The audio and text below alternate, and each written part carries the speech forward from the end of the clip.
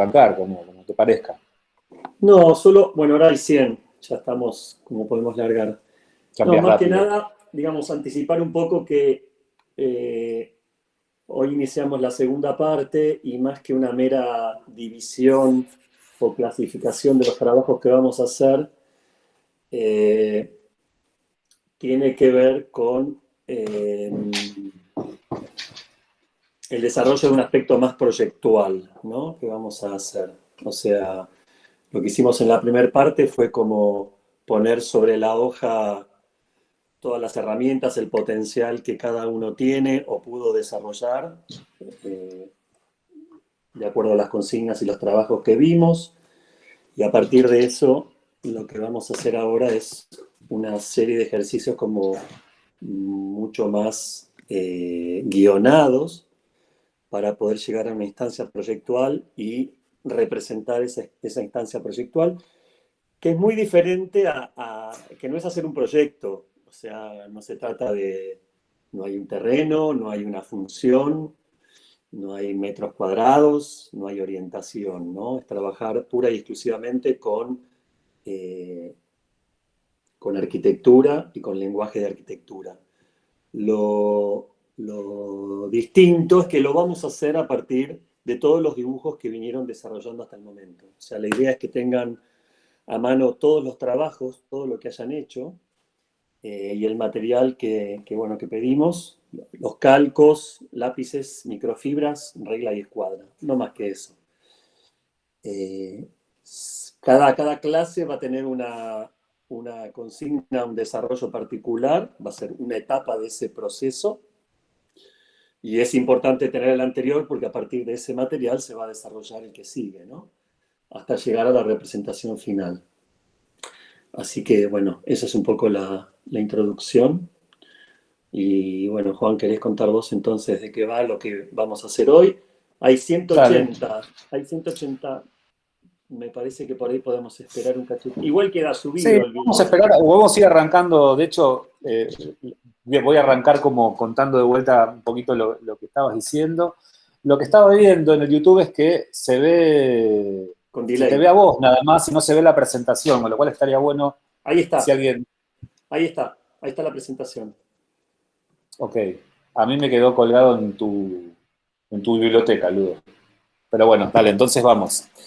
Bueno, nada, esto que decía Ludovico, ¿no? Recién de que RA la imaginamos como en dos grandes partes, ¿no? La parte que acabamos de terminar, la clase pasada y que están entregando hoy, que tiene que ver con una cuestión, eh, digamos, de configurar herramientas, de construir nuestras propias herramientas para proyectar, donde nos concentramos en la parte técnica, en las primeras clases, donde luego pasamos como a hacer un ejercicio fuerte o ejercicios fuertes de observación, donde vemos las cuestiones de la construcción de una imagen arquitectónica, de un espacio, de un paisaje de manera diferenciada, ¿no? Vacíos y llenos, luz y sombra, movimientos dentro del espacio, posición del observador, como muy apuntado a la observación y al registro, ¿no?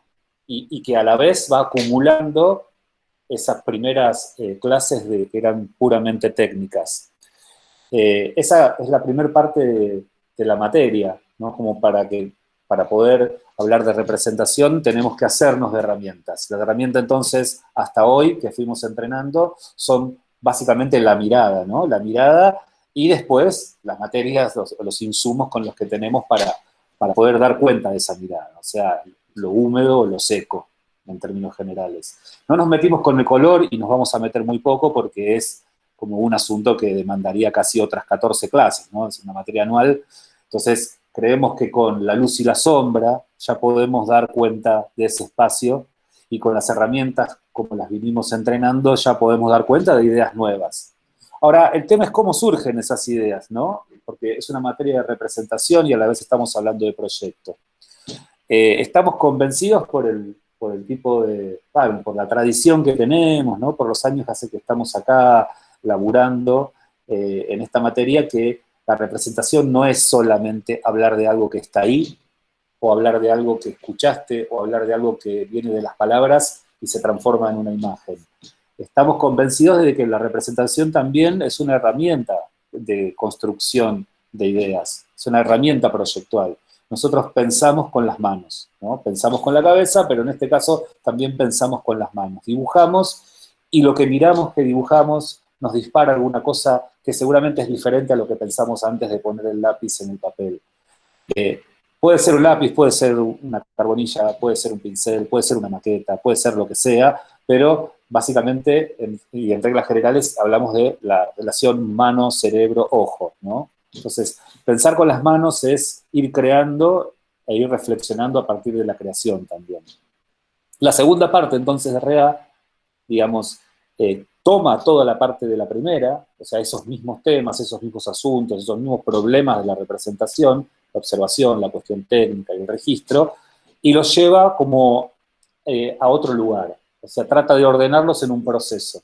Entonces, decimos que la segunda parte real es como más proyectual, porque el objetivo que tiene es tratar de demostrar que la representación es una herramienta para producir ideas, no es solamente una técnica para mostrar ideas, sino que es para producirlas.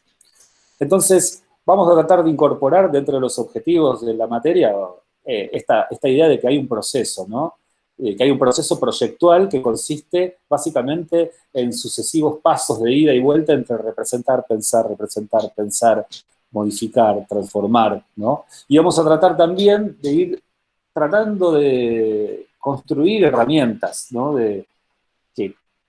Que parten de las convencionales, pero que de algún modo tratan de empujar a que ustedes puedan crearse su propia estética, su propio modo de dibujar, y no generar una idea de un único modo de representación arquitectónica, ¿no? Que por lo general está como pensado sobre la idea de unos cánones que la moda o el mercado o quién sabe quién dirigen. Entonces, es importante que podamos llegar a construir nuestras propias herramientas en las cuales nos sentimos cómodos y cómodas para, digamos, trabajar de esta manera. Voy a volver un toque atrás como para ver cómo ese proceso que pretendemos hacer se va a dar en las próximas clases.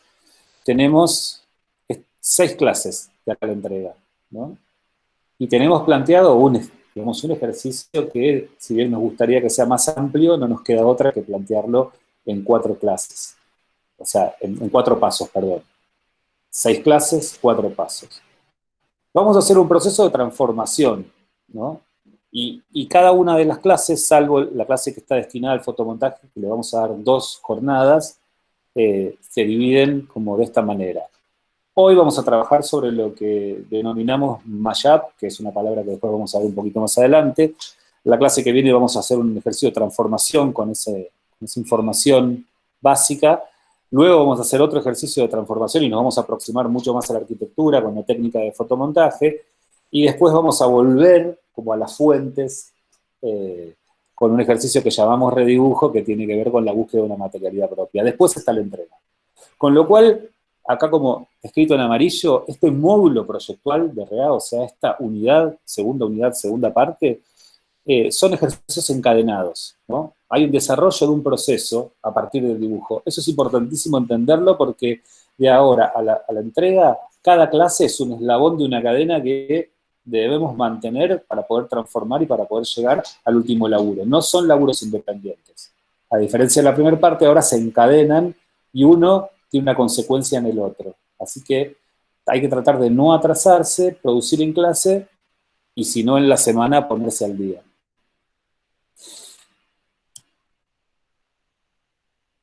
No sé si hasta acá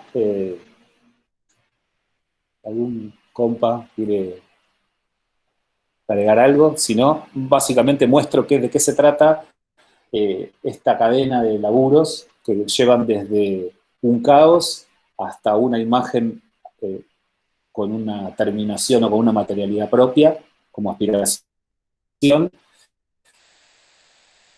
Son 4 pasos, 4 ejercicios, 6 clases, pero 3 momentos básicos de un proceso. El primer momento, que es el que iniciamos hoy, tiene que ver con la manipulación manual, ¿no? Manipular, ¿no? Trabajar con las manos, pensar con las manos. Y la idea o el objetivo es apropiarnos de cierta materia. Y digo materia porque hablo de información. que vamos a generar, ¿no? O información que vamos a tener. Entonces lo que vamos a hacer es trabajar con esa información, con ese insumo, ¿no? Si estuviéramos haciendo una escultura, sería, tenemos una roca, ¿no? Todavía no sabemos bien, la tenemos que observar, la tenemos que ver dónde están las vetas para pegarle, tenemos que hacer un par de pruebas, ver qué posibilidades, qué trabajabilidad tiene. O sea que la primera parte tiene que ver con la manipulación manual y con el trabajo sobre la información. Una vez que trabajamos sobre la información, que la harina y el agua se mezclaron y ya tenemos una masa, ¿no? Tenemos la capacidad de empezar a darle forma, de algún modo, y obtener y consolidar esta forma en algo que ya es propio. O sea, ya no es información, ya no es material suelto, ya no es caos, ya es algo mío, es algo propio. Similar a cuando con el encuadre se apropiaron de una mancha, la mancha dejó de ser mancha y pasó a ser un espacio. Esto es similar, pero con otro nivel de información, más arquitectónica, más técnica. Cuando tengamos un material, o sea, cuando tengamos la apropiación de un insumo que no tenía sentido, no nos queda otra que empezar a darle sentido. Y esa es la última etapa de este proceso, que es donde, además de la manipulación manual, le sumamos la manipulación de sentido. O sea, orientamos toda esa información hacia un lugar del cual nos interesa expresar. Nosotros vamos a tratar de poner como los límites a la cancha y decir, bueno, vamos a tratar de ir hacia un clima, vamos a tratar de ir hacia una temporalidad, vamos a tratar de que todo ese caos de líneas que se fue transformando en espacio arquitectónico pueda contarnos en qué época es, o qué momento del día es, o qué tipo de atmósfera se vive en ese lugar. Y bueno, y con esa imagen final, como vamos a poder decir que tenemos un producto más bien propio, ¿no? Un producto que surge de un proceso que no fue premeditado, sino que fue como evaluado y pensado en cada uno de los pasos que se fueron dando. O sea que el proceso no es lineal. Voy a hacer como un paso rápido y después quizás lo conveniente sea repasar como la consigna que ya está escrita en el aula y que está como paso a paso muy, muy bien definida, con los referentes, con todas estas cosas que estamos hablando hoy. Vero, Alf, ¿quieren agregar algo o hasta acá vamos? No, hasta acá está buenísimo, Juan. Listo. Bueno, nosotros nos encanta poner nombres y todos los años discutimos los nombres de los ejercicios, ¿no? Hasta ahora hay un ejercicio que viene como sosteniendo su nombre que se llama Mashup, que es el que vamos a hacer hoy. Tomamos la palabra Mashup, ¿no? De otro lugar. No sé si se acuerdan, Mashup hace unos años era cuando, después de la época de la era del remix y del sampleo, ciertos músicos como empezaron a hibridar canciones, ¿no? A hacer unas mezclas donde de repente Metallica cantaba un tema de Rick Astley, ¿no? Por ejemplo. Y de esa idea, ¿no? Que dentro, digamos, viene como de las ideas de lo digital, de la cultura del sampler, ¿no? De la cultura del remix, tomamos como el germen de esta ejercitación. Entonces, el mashup, ¿qué es? Es una manera de integrar, ¿no? De integrar materiales que son dispares, que fueron creados en distintos momentos y que tienen distinto enfoque inclusive, pero que es una manera de integrar ciertos materiales, ¿no? Entonces, de ahí se deduce, o lo que queremos como arrancar vamos a arrancar con fragmentos de material propio, pero son fragmentos, o sea, son unidades separadas, unidades que no fueron creadas en el mismo momento. Y vamos a tratar de buscar un recurso, ¿no? Desde las posibilidades y las herramientas que tenemos a mano, sencillas, para poder amalgamar esa información, ¿no? Entonces, acá dice, cuando rescatamos fragmentos de un material y lo reprocesamos con el fin de crear un nuevo contenido, utilizamos distintas fuentes para crear imágenes en un soporte unificado.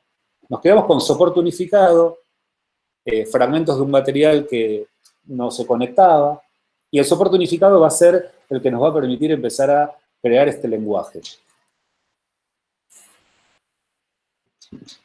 Ya vamos a ver después en la consigna, ¿no? Entonces, básicamente, el primer ejercicio consiste en ir a buscar, como decíamos en las manchas, ¿no? En la cantera de espacios, ir a buscar ciertas informaciones y después ponerlas todas en una mesa y tratar de con eso configurar una nueva unidad.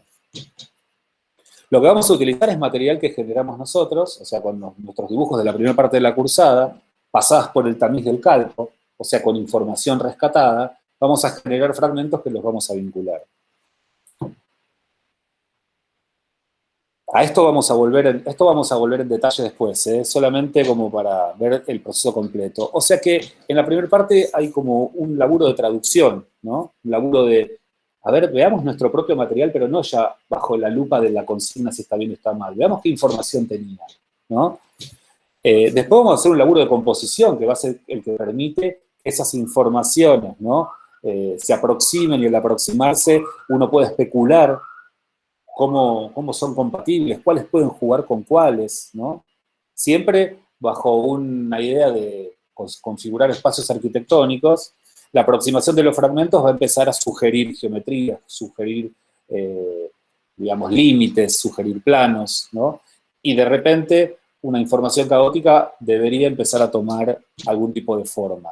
Una vez que tomó algún tipo de forma, en el paso siguiente, o sea, dentro de una clase, vamos a tratar de operar sobre esa información para que siga teniendo, o para que se vaya hacia algún lugar, o para que se definan aún más y se pongan en foco aún más esas cosas que aparecieron de manera intuitiva, ¿no? Esa es la parte que llamamos de transformación, de espacialización, porque vamos a definir con algunas técnicas de dibujo posibles escalas, posibles planos, posibles distancias, ¿no? Los componentes del espacio que hablábamos cuando rescatábamos las manchas y decíamos la profundidad, los planos, estar arriba de, estar entre tal cosa, estar por detrás de, estar mirando desde, estar atravesando, ¿no? Todas esas definiciones que necesitábamos como imponernos con el ojo para decir estoy hablando de un espacio, van a empezar a estar de vuelta acá, pero a partir de la manipulación, o sea, del trabajo concreto. Y después, una vez que tengamos ya una especie de sugerencia bastante avanzada de espacio, vamos a proceder a materializarlo, o sea, a tomar elementos, digamos, que ya están dentro digamos, de la cabeza, del ojo, de la tradición, ¿no? De la arquitectura, y empezar a hablar ya de rugosidad, de opacidad, de brillos, ¿no? Y empezar a materializar esa sugerencia arquitectónica que se va desarrollando. Con lo cual, lo único que me importa ahora que les quede claro, una sola cosa me importa que les quede claro, es que ustedes no pueden saber el final del cuento. Hoy, ni cuando termine la clase de hoy, pueden imaginar o hacerse una imagen en su cabeza de cómo va a ser ese último trabajo, de cuál va a ser ese espacio. Porque es un proceso que va a ir mutando y que va a ir ofreciendo variantes, caminos, desvíos, posibilidades, y que hay que tratar de ser, digamos, permeable a que eso ni bien suceda, digamos, montarse, sumarse, ¿no? Tratar de que si de repente se abrió una inspiración por algún lugar, bueno, trabajar ahí. O sea que nadie puede prefigurar el trabajo final. Es un trabajo paso a paso. Lo que sí tenemos que saber es que va a ser un paso a paso de constante transformación. La traducción, ¿no? De esto que decía antes de cómo vamos a generar fragmentos, qué significa la traducción, ¿no? Yo voy a traducir y para traducir nosotros vamos a poner reglas. Bueno, en la primera clase vamos a trabajar con calcos, por ejemplo, hoy. Hoy vamos a trabajar con calcos y con valores lineales, ¿no? Y vamos a trabajar con digamos, la línea, o sea, el vector, diría. Y vamos a trabajar con lápiz o con una microfibra o con una lapicera o con un marcador fino, con algo que tenga capacidad real de constituirse en línea, ¿no? Porque la carbonilla y el pincel quizás no nos lo permitan, ¿no? Entonces, nuestro traductor, o sea, nuestra herramienta de traducción, no va a ser Google en un texto, sino que va a ser la mano, una microfibra y la transparencia que tiene el calco, ¿no? El papel vegetal, el calco, nos permite ver qué hay debajo, pero qué hay debajo con una opacidad, ¿no? O sea que no es perfecto, no es un cristal. Hay algo que se trasluce y hay algo que no. Ese es el acto de traducir que queremos como que hoy, en el que hoy se concentren. Vamos a obtener como generar nuevos dibujos a partir de la información que vemos en nuestros trabajos entregados hasta la clase pasada. La traducción entonces es un nuevo dibujo, no importa si era de luz sombra, no importa si era de la mancha, no importa si era de figura humana, no importa de cuál sea, que va a tener un lenguaje nuevo, que es el lenguaje de la línea. Acá no va a haber sombras, no va a haber luces, va a haber solo interpretaciones de las líneas. Por ejemplo, en el de la derecha es una interpretación de valores de luz en envolventes de línea. Los valores de la izquierda son envolventes de formas y de algunas texturas, etcétera. O sea que hay un nivel de interpretación. Uno cuando traduce, interpreta. ¿No? Estos son esos calcos, ¿no? Les vamos a pedir que hagan 3, 4 calcos, o sea, 3, 4 traducciones de distintos trabajos que ustedes hayan hecho, y algunos quizás son más del mundo del envolvente y otros son más del mundo de la repetición de ciertas direcciones o texturas. ¿Son un caos? Sí, son un caos. Esto se parece para mí mucho al primer ejercicio de aprestamiento, ¿no? Es como el de la mancha. Acá no hay nada, acá tiene que venir alguien y poner orden, ¿no? Y en eso vamos a trabajar, en poner orden. Vamos a trabajar en poner orden encontrando cuestiones, líneas, direcciones, posibilidades, contrastes, etcétera, entre lo vacío y lo lleno, entre lo muy rayado y lo liso, entre lo horizontal, lo vertical. Y así como movíamos el visor para encontrar como un horizonte en una mancha, nosotros podemos flotar los calcos hasta encontrar ciertas sintonizan, ¿no? Ciertos en común. Entonces, el trabajo de aproximación al caos, ¿no? Es este de los calcos que se empiezan a superponer, aprovechando las capacidades, ¿no? del papel vegetal, que tiene esa transparencia, y aprovechando que no es cristal, o sea, que no es 100% transparente, sino que te permite inclusive intuir qué cosa está atrás y qué cosa está delante. Entonces, nuestras informaciones van a empezar a cobrar sentido, al menos desde el punto de vista espacial. No sé qué es esto, es un espacio raro, extraño, no sé si puede existir, pero sí me puedo obtener un dato. Hay algo que está por delante y hay algo que está por detrás, y hay algo que está muy por detrás. Ese algo todavía no sé qué es, pero tira pistas por lo menos. ¿No? Entonces, en esta parte, lo que ocurre de la ejercitación es que estamos componiendo, o sea, estamos poniendo en relación. Había fragmentos y ahora empieza a haber relación de partes que constituyen posibles imágenes. En cuanto uno, como en el dibujo de la derecha, tira una escalita humana, empieza a tener esta escala, esta posibilidad, este potencial. Pero esto todavía no es nada. Estos son como aproximaciones. A esas aproximaciones va a haber que trabajarlas en la clase que sí, la clase que viene y en la otra, en función de transformarla y espacializarla mediante la definición y la concreción de ciertos planos. ¿Qué es lo que está delante? ¿Qué es lo que está atrás? ¿Qué es lo que podría ser piso? ¿Qué es lo que podría estar muy, muy lejano? ¿Qué es lo que podría estar pasando por arriba mío? ¿Qué es lo que termino de pulir y borrar? ¿Qué información elimino y qué información necesitaría agregar?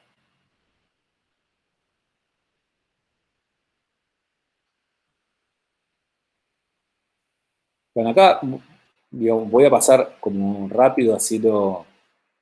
Entonces, porque esto lo vamos a explicar la clase que viene, porque es la ficha de la clase que viene.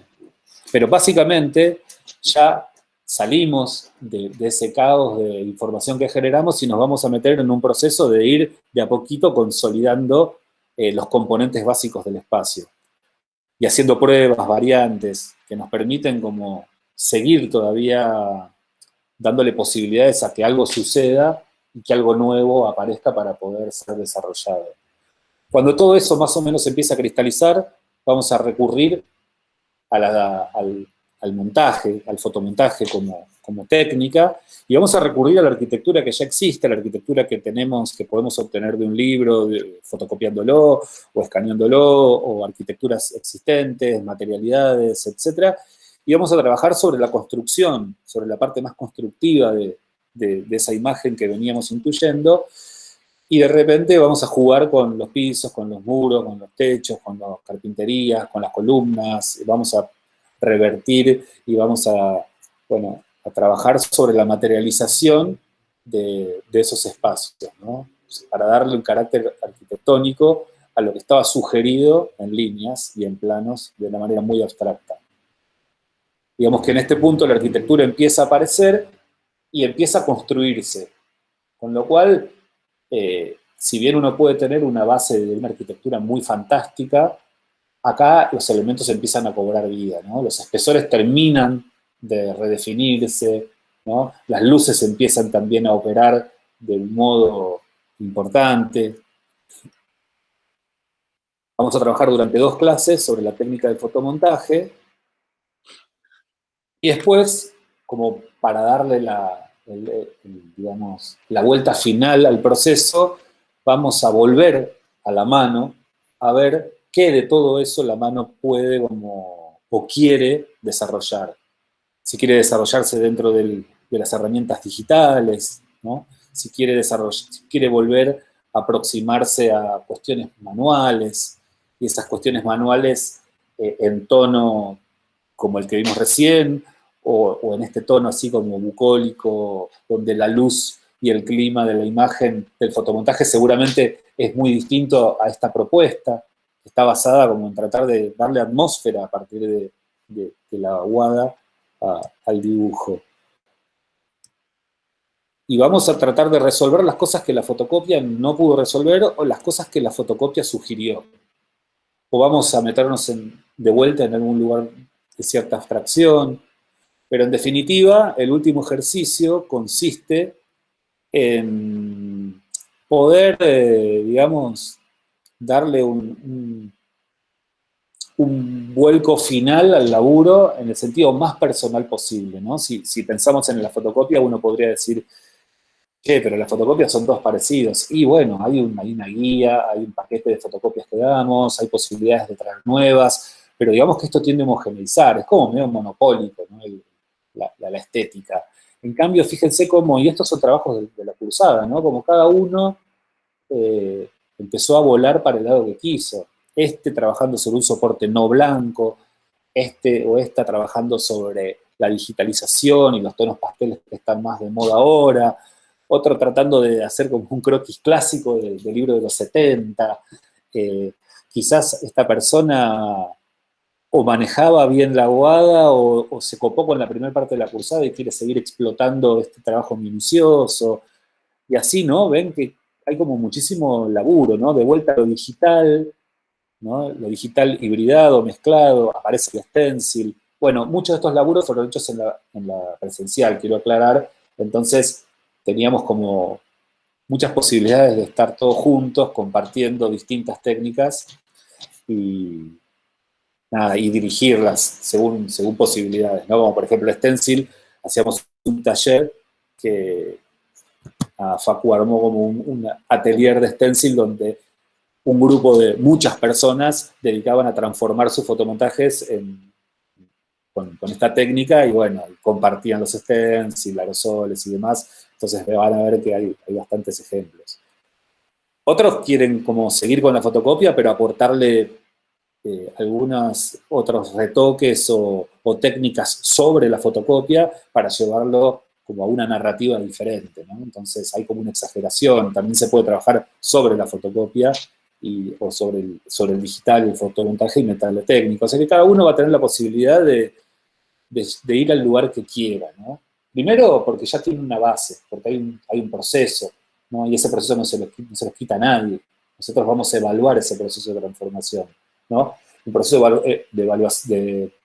un proceso de transformación bueno, digamos, un proceso que fue cambiando, ¿no? Que se permitió sospechar, intuir y trabajar sobre algunas variables que se presentaron, ¿no? Un proceso que del primer laburo al último lo ves casi igual y decimos como que está medio estancado. Puede estar bien, puede estar en el espacio bien, puede ser una arquitectura posible y una representación posible, pero como proceso fue medio estanco. En cambio, un proceso que va mutando, que va creciendo, que asume riesgos, nos parece que es como lo que debería ocurrir acá en este espacio.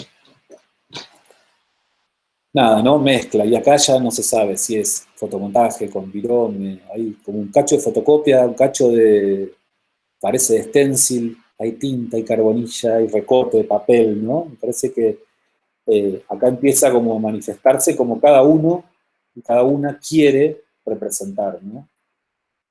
Sin dejar de lado, como decía antes, que existe el mundo digital, pero que nos gusta la hibridación, nos gusta que al menos en esta instancia puedan darse el lujo de pensar y trabajar con lo que les guste. Durante toda la cursada les impusimos tinta y carbonilla, nos habrán odiado. Ahora, en este momento, clase número 12, liberamos todo y que hagan algo grosso. Bueno, este sería como más o menos el paneo del del proceso que vamos a hacer, ¿no? Los calcos, la composición, la transformación o variación, el fotomontaje y el redibujo. 6 clases para eso, 7 con la entrega. ¿Quieren agregar algo? Y luego pasamos a la ficha. Sí, me parece que es importante lo que dice Juan del proceso, en ese sentido, para todos los alumnos que estén atentos a no perder, digamos, a no perder un eslabón de esta cadena, porque la verdad que hemos visto muchas veces que por ahí una clase que se falta o que no se presta la debida atención. En fin, es como difícil después de enganchar todo este proceso que también explicó Juan, y que para nosotros es lo más importante, más allá del resultado final. Como dijimos, lo que evaluamos justamente es esa curva, ¿no? O sea, cómo el trabajo se va transformando, el camino que va tomando. Me parece que el redibujo recién está buenísimo, estos ejemplos que elegiste, Juan. Tiene que ver también con una pasada en limpio, ¿no? Como con terminar de limpiar todas estas capas que fueron utilizadas en el proceso, para mostrar una imagen por ahí que se reduce un poco en complejidad, como esta en la que te detuviste, que me parece muy, muy linda, muy interesante, pero que tiene como la complejidad de la técnica, ¿no? De golpe como una nueva carga con toda esta tinta fluyendo, y que vuelve a abrir este proceso, ¿no? Vuelve a generar más puertas para abrir. Así que eso, más que nada, hacer recalcar que hay que estar muy atentos a todos los pasos del proceso. Porque, digamos, el resultado final, más allá de lo que sea, nos importa mucho en función de cómo se fue transformando y de cómo se fue llegando a esta imagen final. Sí, me haces, ahora con esto que decís, Alf, ¿no? del proceso, y justo que paré en me parece que no paré de casualidad, sino que paré porque quería agregar una cosa. Vos hablabas de, bueno, la simplificación, o el sentido de que llegamos como una síntesis de la imagen, pero si ustedes se fijan en este laburo, está todo lo que hablamos en la primera parte de la cursada, ¿no? Hay como una especie de, si bien la segunda parte hablamos de lo proyectual, todo lo que vimos en la primera se traspasa a la segunda parte de manera simétrica, ¿no? Es decir, los mismos temas que vimos en la primera parte los vamos a ver en la segunda, y los tendríamos que testear en las imágenes que obtenemos o en las que creamos. Y esa es la principal atención que hay que tener, además de la consigna del presente, ¿no? Hoy va a haber una consigna clara, pero cuando empezamos a construir imágenes tenemos que volver a pensar en todas las que ya hicimos. Por ejemplo, ¿cuál es la relación de llenos y vacíos que tiene este espacio que estamos viendo, ¿no? ¿Cuál es la relación de luz y sombra? ¿Cuál es digamos, el espesor de los componentes arquitectónicos, ¿no? ¿Cómo es esa columna? ¿Cómo es esa perspectiva? ¿Qué cosas son planos y qué cosas tienen volumen? ¿Qué cosas están adelante y qué cosas están atrás? ¿Cómo la perspectiva está construida, ¿no? Digamos, desde la profundidad y demás. Y además, en esta última etapa, ¿qué inspira o qué sugiere, ¿no? A mí me parece que desde lo técnico, esta imagen creo que cumple todo eso, y uno puede observar qué lleno y vacío proyectó esta persona, ¿no? Para su imagen. ¿Desde qué lugar está ubicado ese observador? Nada pareciera azaroso. Me parece que esta o cualquiera de las otras contienen toda esa información ya metido muy adentro, ¿no? Porque fue un aprendizaje del cuatrimestre. Esta lo que tiene, digamos, me parece, también tiene como un nivel de sugerencia enorme, y es otro punto al cual que queremos llegar y vamos a llegar al final del cuatrimestre. Las imágenes no dicen todo, sino que dicen un montón de cosas y dejan, o nosotros queremos que las imágenes dejen algo para que el consumidor, observador, pueda imaginar, ¿no? Estamos hablando de ideas y de proyectos, con lo cual el nivel de sugerencia de una imagen es también un componente de lo que buscamos que desarrollen. Yo no sé si esos puntos negros son ventanas o son lo no ventana, no sé si están pegados al piso, si es algo que está más allá de un edificio que no tiene cerramiento, digamos que me permite imaginar cosas. Podría ser un, casi parece un virus también, ¿no? Una persona puede ser un virus. está muy en contexto la imagen. No, me parece buenísimo esto de la narrativa, ¿no? Como punto de culminación de este proceso. Me parece que tiene que ver con eso, Juan, que estabas hablando, ¿no? Con la narrativa, con lo que cuentan los dibujos, ¿no? Y a veces es lo que vos decías, de golpe utilizar una técnica o esas enredaderas colgando de esas pérgolas, ¿no? Que hablan de un paso del tiempo, del abandono, en fin, este poder que tiene la imagen o el dibujo para en pequeñas cosas contar mucho, ¿no? Pero bueno, esa de los copos gigantes de nieve que estabas mostrando antes me daba muy actual en cuanto al contexto, ¿no? No sé, yo se ve que lo tiré para ese lado. Otra cosita que me parece bueno acotar es que en todo momento estamos trabajando desde el diseño de una espacialidad. O sea, en ningún momento vemos una planta, por ejemplo. Como mecanismo proyectual, me parece importante esto de abordar desde el diseño del espacio, pasando por la composición, pasando por la materialización en elementos de arquitectura y la concreción en una imagen. Y estas imágenes que tienen lo que siempre me gustó llamar lectura abierta, ¿no? Un poco lo que dijo Juan, esto de que el que lo ve puede como interpretar o hacer diferentes interpretaciones. Y lo interesante de que si bien este es un camino y este es el final, este trabajo es el último, también estos dibujos pueden ser un punto de partida para desarrollar arquitectura, ¿no? O sea, fíjense cómo todo este proceso o este camino que van a transitar, muy diferente seguro al que hacen en una instancia proyectual para la materia de arquitectura. Digo, hay como tips acá que son válidos para tomar en la práctica proyectual y que sería interesante que los incorporen, ¿no? Como ejercicio. No una literalidad de cada uno de estos pasos, pero sí esta forma de, en algún momento, desprenderse de, de correrse del lugar de a dónde quiero llegar y disfrutar este camino de hacer, ¿no? De producir y de ir generando. Y no temerle si bien nosotros tenemos marcadas estas etapas como instancias muy regladas, también es como si fuera un juego que te podés detener, avanzar, retroceder, o sea, permitirse esa dinámica que no es un proceso lineal y continuo y que no puedo volver para atrás, ¿no? O sea, permitirse este ida y vuelta. Eso me parece que es también una dinámica interesante que proponemos con este trabajo. Sí, es entrarle al problema por otro lado, ¿no? Por otra puerta. Es cierto, Ludo, que cuando uno proyecta arquitectura, por lo general empieza haciendo diagramas en planta, muy apoyados en el programa. Bueno, acá, como decía Juan antes, todo eso está liberado, ¿no? No hay terreno, no hay lugar. Entonces, bueno, podríamos ensayar un proceso proyectual entrando por otros caminos, ¿no? Por justamente esto que decías vos, Ludo, entrar también a la arquitectura proyectando desde cero imágenes espaciales, ¿no? No imágenes tan diagramáticas como puede ser una planta o el acomodamiento de un programa dentro de un terreno.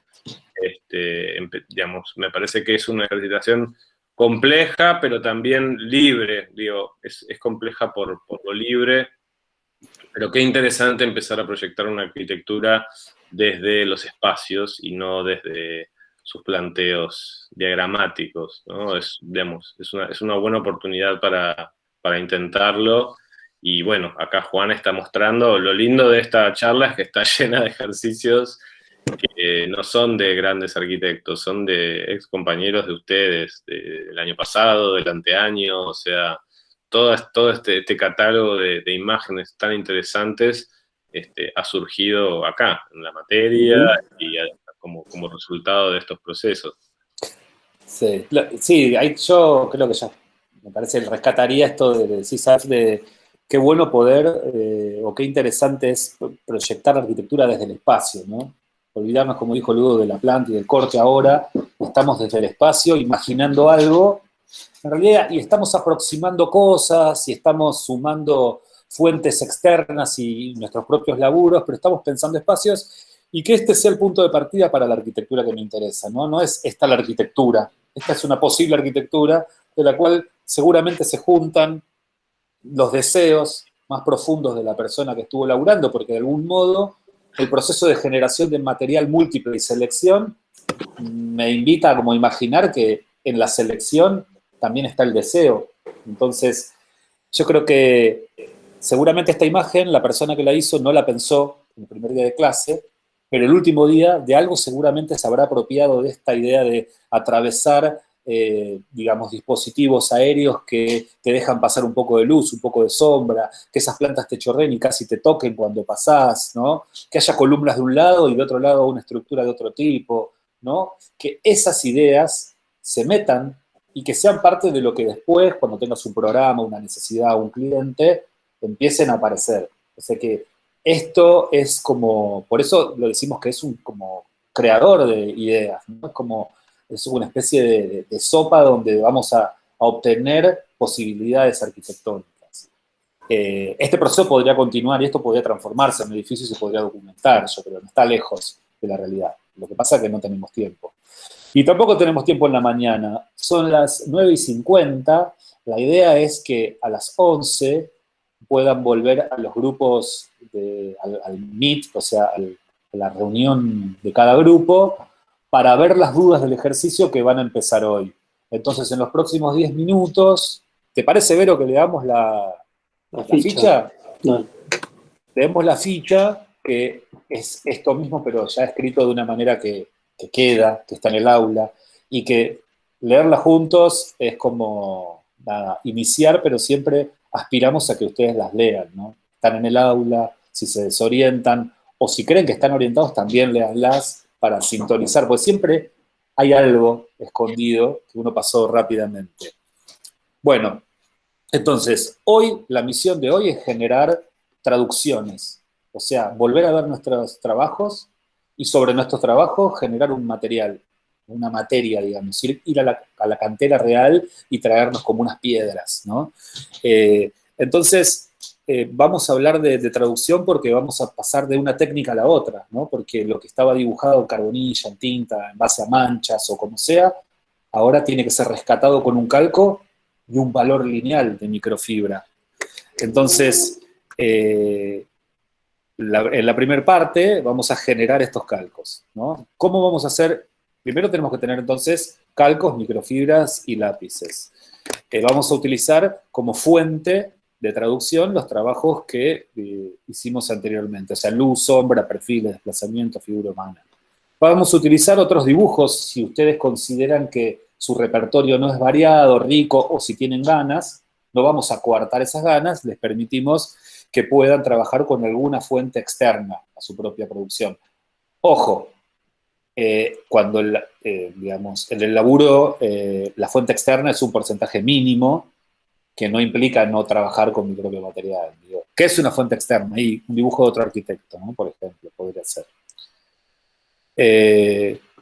Entonces, sobre la hoja de calcar, digamos, vamos a apoyar un calco sobre un dibujo y vamos a empezar a reconocer envolventes, formas, texturas o tramas que puedan ser traducidas en valor de línea.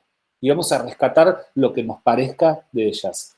Siempre, como el laburo hicimos del aprestamiento de la mancha, la idea general es producir mucho, no producir el mínimo. O sea, de más está decir, a esta altura ya de la cursada, pues lo repetimos mucho, si tenemos 2 calquitos no hacemos nada. Si tenemos 10 calcos, seguramente 3 o 4 van a ser potentes como para entrar en este juego de composición. Así que no tenemos que tener muy claro al principio qué es lo que buscamos, sino empezar a buscar.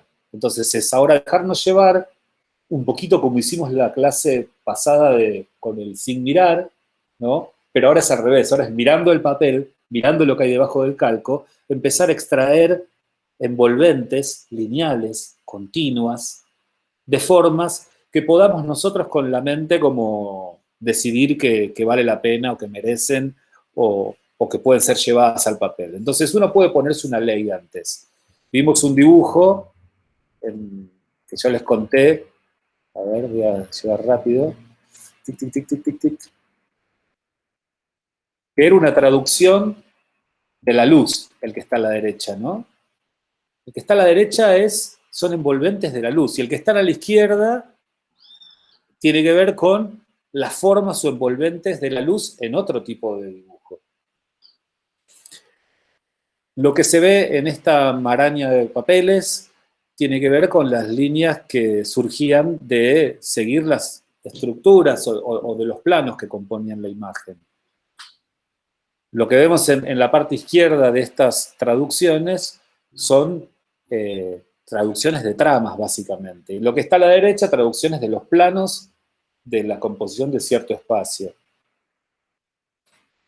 Vamos a buscar algunos de... En algunos casos, las traducciones, acá se pueden ver 4 calcos superpuestos, ¿no? Pero son parcialidades, son muy fragmentadas, ¿no? No son cosas completas que se pueden comprender. No tengo que volver a comprender aquel dibujo de llenos y vacíos que había hecho. Simplemente es una parte, es un fragmento. O sea, estamos creando fragmentos a partir de calcar información. Digamos que uno no va a poder encontrarle sentido a esto en sí mismo. El sentido lo vamos a dar cuando empecemos a vincularlos, a superponerlos, a aproximarlos, a girarlos, a hacerlos flotar. En principio es como una consigna operativa. Che, calquen. Che, Juan, se me ocurre que es como tener una despensa llena de elementos y decís, tengo todo esto, y después decidís qué utilizás para hacer qué cosa, ¿no? Digamos. Pero hay una diferencia, sí, está bien, pero no lo tenés. Tenés la despensa, pero tenés que ir y sacar 2 galletitas de un lado, tenés del otro, o sea, entonces, ¿cómo es sacar? Y es agarrar y calcar, en nuestro caso, o sea que, y después con eso haremos algo, con lo cual hay un primer gran desafío que es calmarnos, ¿no? En este ejercicio, en este proceso, es tratar de suspender esta idea de que conozco el final del cuento, de que sé qué tipo de espacio quiero. No lo saben, tratemos de que si lo saben, déjenlo a un lado y concéntrense en el presente. Como cuando dibujaban la mano sin mirar, era concentrarse en el presente, porque había una alarma que me iba a avisar que a los 5 minutos terminaba. Concéntrense en el presente de este almacén que dice Ludo, y el almacén son todos los trabajos que ya tienen, y en cómo con una virome, con una microfibra, con un estilógrafo o con un lápiz blando, pero con una buena punta, pueden obtener en valores de línea tramas envolventes, líneas e información. O sea, sin luz, sin sombra, sin relleno, sin valor de planos, solamente líneas. ¿Qué líneas tiene mi información? Y no la van a inventar, solamente la van a rescatar. No se trata de dibujar una línea que no está en la base, se trata de rescatar información. Entonces, es súper amplio y lo único que va a estar mal es si ustedes traen un laburo que está pintado, es un laburo que tiene valor de sombra. Todo lo que se alinea nos va a servir. Algunos van a servir más, otros van a servir menos. Entonces, lo emocional es importantísimo, ¿no? La especulación de ese hemisferio izquierdo del cerebro que dice, esto no te va a servir, esto está mal, se van a cagar de risa, no, esto no lo muestres, esto no lo hagas. Ustedes hagan y después vemos cómo lo ponemos a jugar. Algunos seguramente quedarán afuera por un tiempo y otros van a empezar a amalgamárselo más bien. Yo agregaría, perdón que me meta, ¿sí? Que quizás en esto que dice de Ludo de la despensa, que como consigna o como propuesta, es la variedad de buscar,